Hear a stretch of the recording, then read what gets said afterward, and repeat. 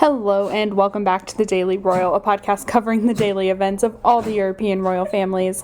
Today we are going to be talking about all of the events from February 28th, 29th, and March 1st of 2000. No, that's wrong. There is no 29th this year of February.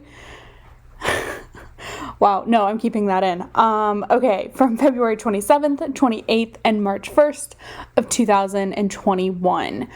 I cannot believe I did that, but I'm keeping it in because I find it hilarious. Okay, so like I said, this month we are going to go back to alphabetical order properly, but I want to say the big change that I'm making this month is I'm going to go back to a Monday through Friday schedule. So that means I'll have episodes posted on Monday through Friday. So what I've been doing is I've been recording Monday through Friday, which means episodes are going up Tuesday through Saturday. And that works. I don't listen to podcasts on my weekend. So I thought maybe if I did it this way.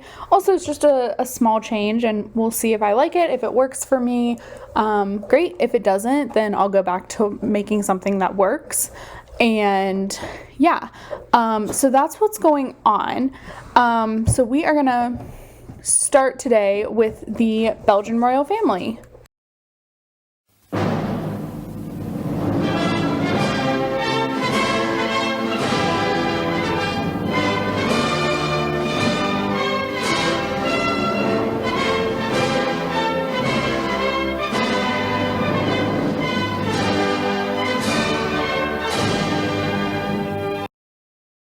So in Belgium today, we had a couple of different things happening. Nothing too big, nothing too exciting, but still things nonetheless. So we're just going to go through them very quickly and then move straight into the British royal family.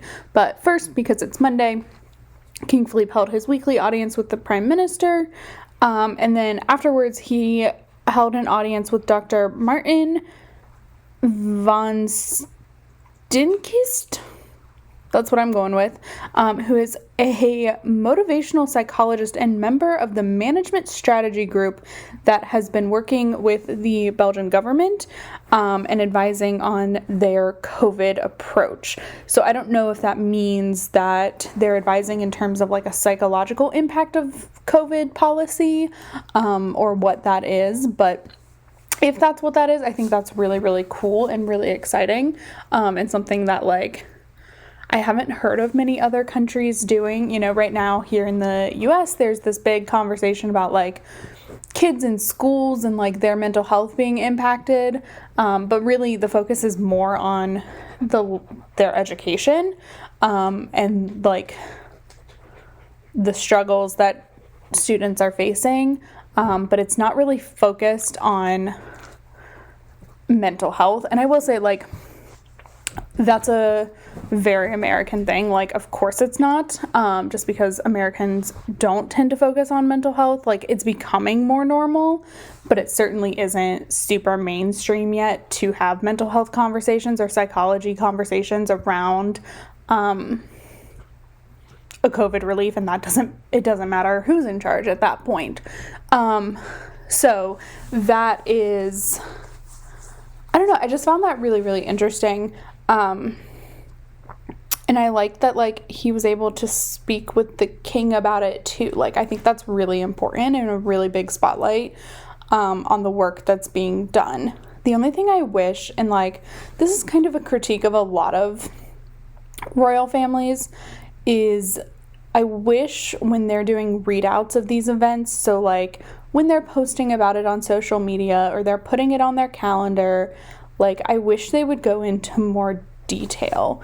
So I'll make sure that I'm not speaking out of turn, but usually the Belgian monarchy website has less than they even put on their Twitter account or Facebook account or social media in general, in terms of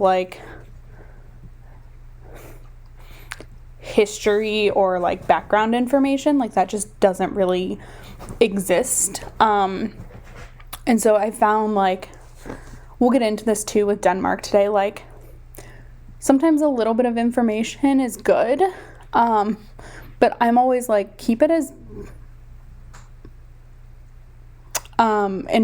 informational as possible, and like I can weed out what I don't want to know, and like that's on me, not on them to like give me what they think I want to read. And I mean that's the same of like anything, like provide all the information and like we can work through that. So yeah. No, they don't have anything. The only thing like they have is a little bit more about his, he's a professor as well, and so they have a little bit more on that than they did on the Twitter posting. Like that's it. But anyway, like I still think the event is really, really cool. I'm glad that happened. And so yeah. And that is what I think we'll end on in Belgium. That's all that was really going on. Their calendar looks really bare, but again, like these pop-up events aren't scheduled. I mean, they are internally, but like they don't post them. So, could be a quiet week, could be a busy week. Only time will tell, but we'll play it out. So with that, we are going to go ahead and move on now to the British royal family.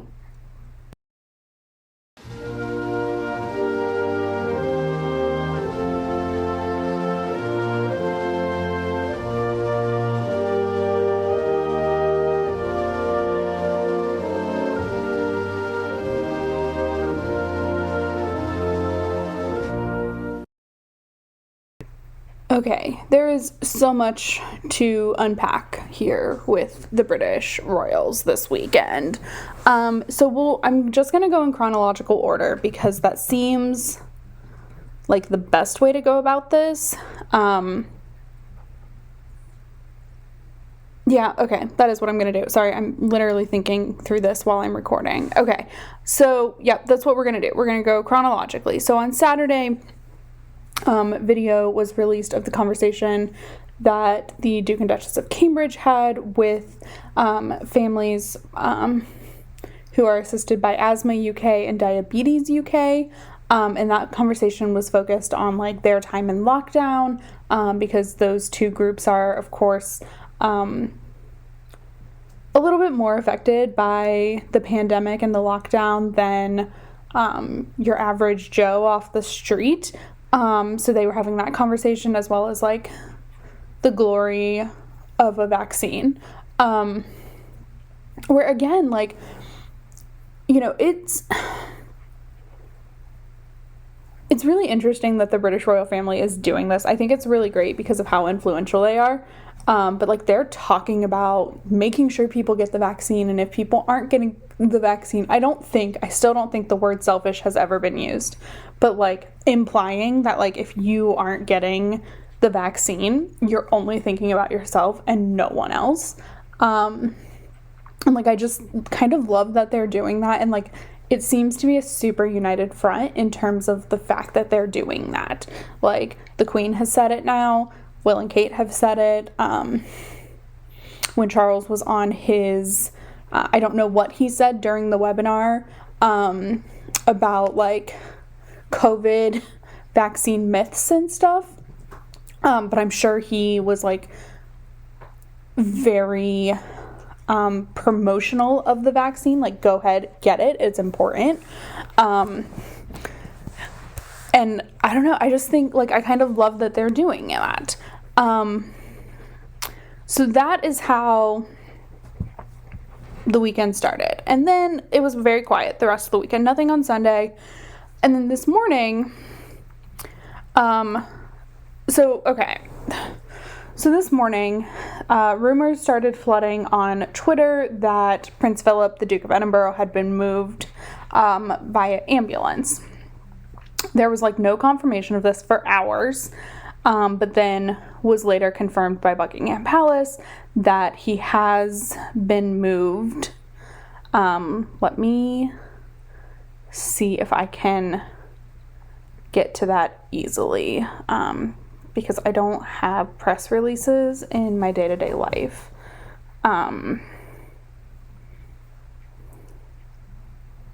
Okay, let me see here. Okay, so he was transferred to St. Bartholomew's Hospital, where doctors will continue to treat him for his infection, as well as undertake testing and observation for a pre-existing condition. And then Buckingham Palace says the Duke remains comfortable and is responding to treatment, but is expected to remain in hospital until at least the end of the week. So he was moved from King Edward VII to St. Bartholomew's, which is an NHS hospital, not a private hospital like King Edward VII is. And, we're just continuing to cross our fingers for him.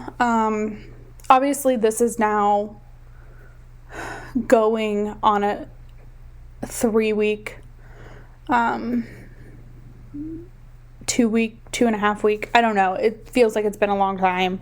But also, like, I'm having trouble keeping track. Definitely 2 weeks. We're coming up on 2 weeks, I think. So, obviously, this is serious. And I'm not going to speculate or anything like that. But, like, clearly, if you're in the hospital for a longer than a couple of day period of time, it's something serious. Now so just continuing to cross our fingers, send good vibes, pray, do whatever you do, that he starts feeling better and is able to go home. And now I'm going to go into like a personal rant a little bit, because here's how this happened for me this morning. So I live 5 hours behind UK time. Okay, so like I always wake up to royal news, and that's fine. I've gotten really good at weeding through it. But Twitter has started to not show me my timeline in chronological order. So this is how I found out this news. First, I saw all the rumors and the speculation. So it felt like I was living it all in real time. But then I realized that it had already been confirmed that it was him. Like, it was already done. So I'm just like personally a little frustrated with Twitter, because I'm like, yeah, I could have used that at the top so I knew what was going on, not scrolling infinitely to try and figure out what's happening. Look, it's fine. It's just like social media platforms and their algorithms are sometimes really helpful. Like Instagram has a really good algorithm most of the time. And I think you can you used to be able, your feed would show chronologically if that's how you wanted it, right? Like that was great. Twitter has always been a really good place to get information. But like if you're not constantly checking Twitter, which I'm not because I'm sleeping in the middle of the night, then I wake up to like chaos because my Twitter feed won't go chronologically. If there's a fix, please let me know. You can message me on my website, and I would love to just have an easy fix to this. But like it's so frustrating. And today was not the first time I was burnt by it. It was just today was the scariest in terms of like this podcast. So, however, so that's my little rant. Good vibes to Prince Philip. But then, like, the Queen just knew the world needed some good news. I think I stole that from somebody, but I don't remember who, but it was like a royal reporter or someone on Tumblr. But anyway, Buckingham Palace shared the video of Queen Elizabeth with the South Australian authorities, and her like virtual unveiling of a new monument of her that is in Adelaide. I think that's where it is. And it was just cute, and like I like that we're seeing her more, especially given the circumstances. Like that's been really, really great. So I just like appreciate that on a very selfish level. Like I love seeing her, and I love that she's back, and like Obviously it's modified, of course it is, but like I love that. So that is what was going on in the UK, and now I am going to pull up the court circular just to get us up to date.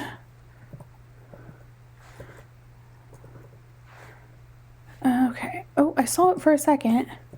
Sorry, this is still really hard to adjust to and finding the court circular, but I got it.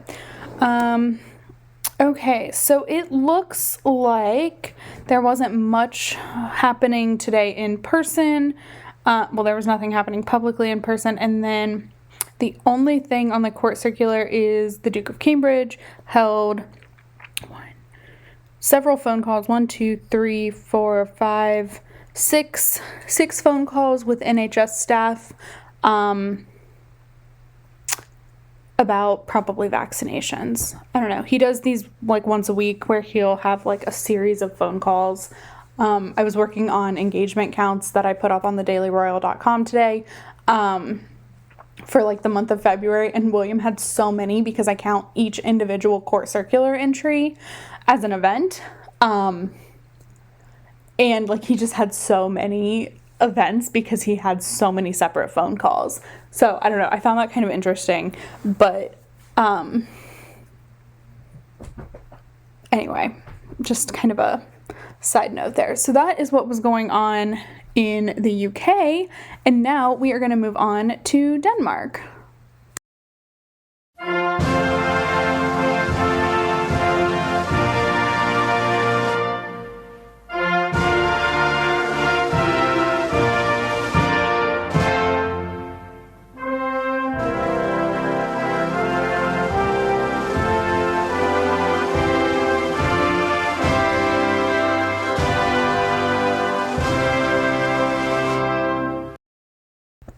I feel like we just talked about Denmark and now we get to talk about them again. That seems very bizarre. So also in terms of like counting events, Denmark had 3 last month. 3. Technically 4, but only 3 were on the website. So I only counted 3 because they only showed 3 on the website. That's what I count off of. Okay, so today, well, I think it was today. Crown Princess Mary unveiled a new defibrillator. Yep, that word is impossible for me to say, apparently, at Amalehaven, which is like a park, and it's a highly popular location for locals and tourists alike. And so Mary is patron for like the Danish Heart Association,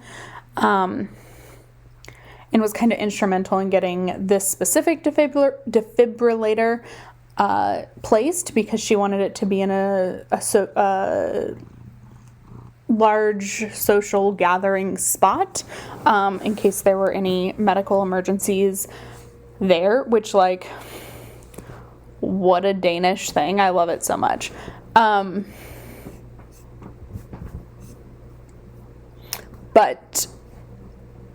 here's why I say I think it was today.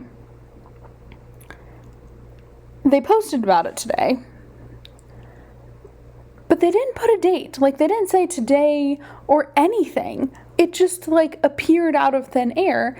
And I think I'm so used to mask mandates that, like, she didn't have a mask on, and she was close enough to one other person. Now, it's one other person, so, like, I get that, and they were outside, so maybe masks aren't mandatory outside. I don't know Denmark's laws. I know mine. Like, I don't know anybody else's laws. I know in Spain, like, you have to have your mask on literally any time. And it seems like the Netherlands is kind of the same. You have to have your mask on unless you're, I don't know. I don't understand the Dutch laws.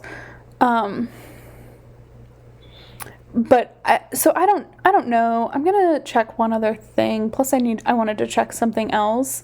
We'll see. Maybe it's on the calendar for today. Okay. No,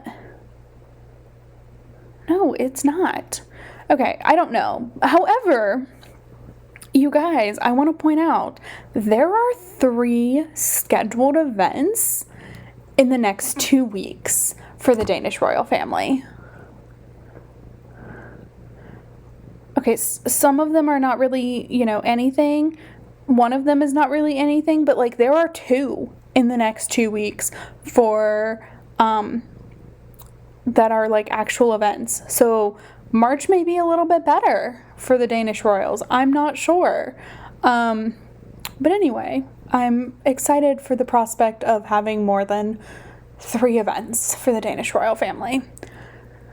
So that's what's going on in Denmark. And now we are going to skip the Netherlands, Norway, and Spain because none of them had events over the past 3 days. There is nothing scheduled for King Willem-Alexander and Queen Maxima until the end of April. I'm sure that will change, but as of right now, it has not. And with Norway, we start back up tomorrow. In Spain, it's rare, but they do take like a day off a week, and usually it's on Fridays. But it happened to be Monday this week, so sometimes they tend to have 4-day work weeks. It's just sometimes, most of the time, it's in the middle of the day, or like Felipe will have a day off and Letizia will do something, or vice versa. So not usually are they together, but they were today. They had the Monday off, so that moves us to Sweden. So let's go over to the Swedish royal family.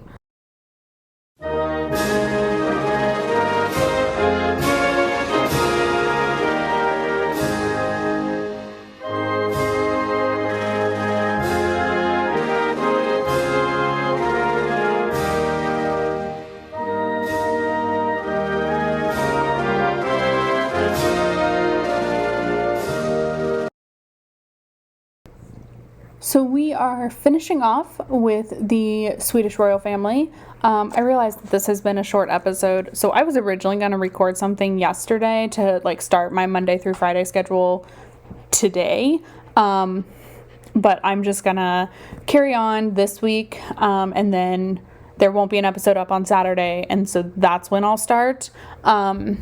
Is next Monday officially, just because there was literally nothing to talk about over the weekend, except for a couple of key things, but like it would have been a 10-minute episode.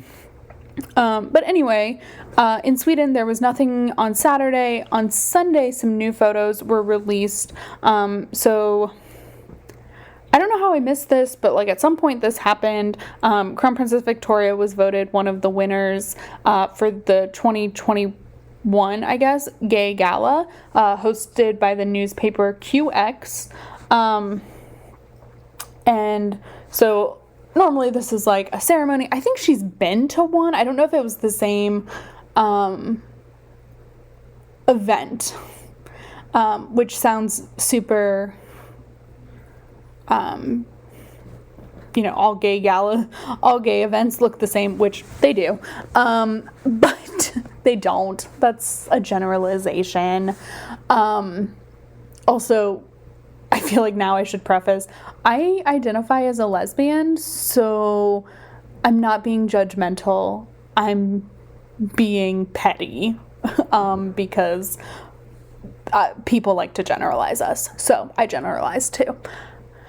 Anyway, but I don't know if it was hosted by the same magazine or not, but she was like given a 10-minute round of applause. The gays love her. And that's because she has like decided to publicly be super pro whoever you are. Like she just is, she just is super supportive. And so in, gratitude for this award, she wrote kind of a letter for this edition of the magazine that came out, I guess, on Sunday or on March 1st, maybe. And so with that letter, there were also some photos released. And these photos are possibly some of my favorite of her that I have ever seen. Her, like, last year's 10th wedding anniversary photos were pretty great, but, like, I don't know, one has Rio the dog in it, who I just, like, am coming to love. I also love that they're throwing him in all these pictures. Oscar's birthday is tomorrow, and I'm sure Rio will be in some of those pictures. But, like, specifically the one with Rio in it is just really cool. And then, I don't know, like, I love this. I love, like, her support for this. So in her letter, she writes, like, therefore it is now especially urgent that we continue to work every day for a world where LGBT people are given the opportunity to live in freedom and without oppression. A world where you can be exactly who you are and be proud of it. Like, that is why the gays love Crown Princess Victoria, because she just is like, no, you are who you are, and, like, be proud of it. Like, that's it. Like, I'm proud of you, be proud of it.